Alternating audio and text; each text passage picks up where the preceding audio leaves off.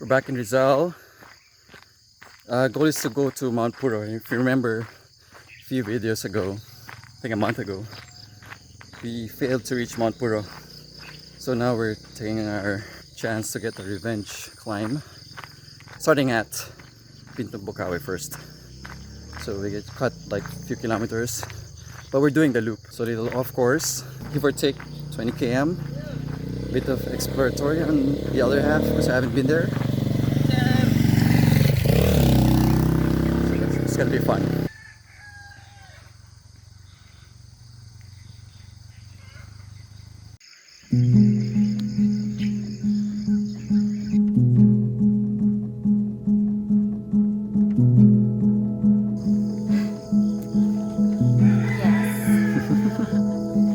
May pusa.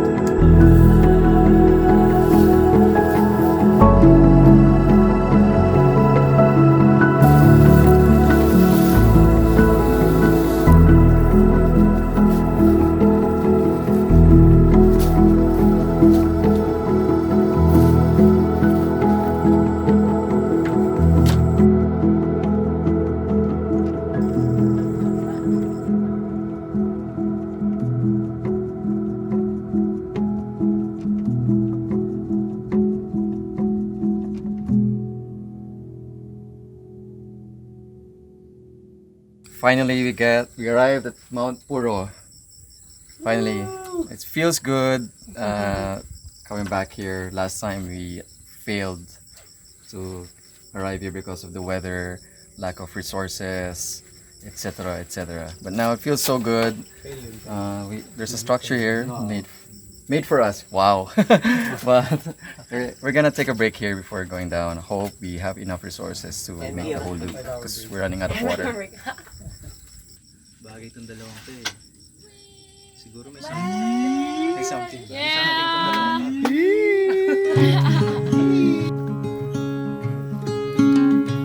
I am waiting for this book to get good.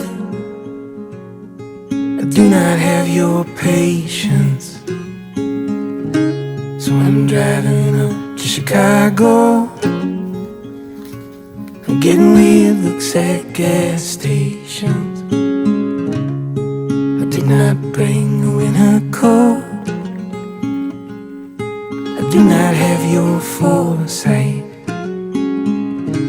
A holistic practitioner told me once, That's why I will not live a long life. I am trying to remember where I gave up.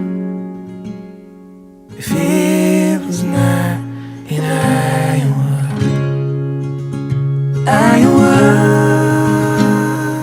somewhere in the middle of the Great Plains, I saw a little girl waving her hand out the window of a car, saying goodbye to her mom.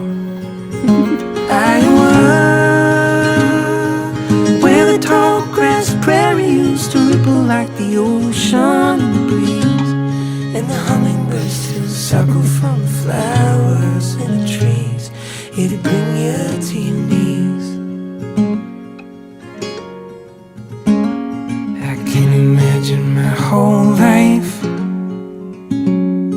sweet and never ending. In every house I float by,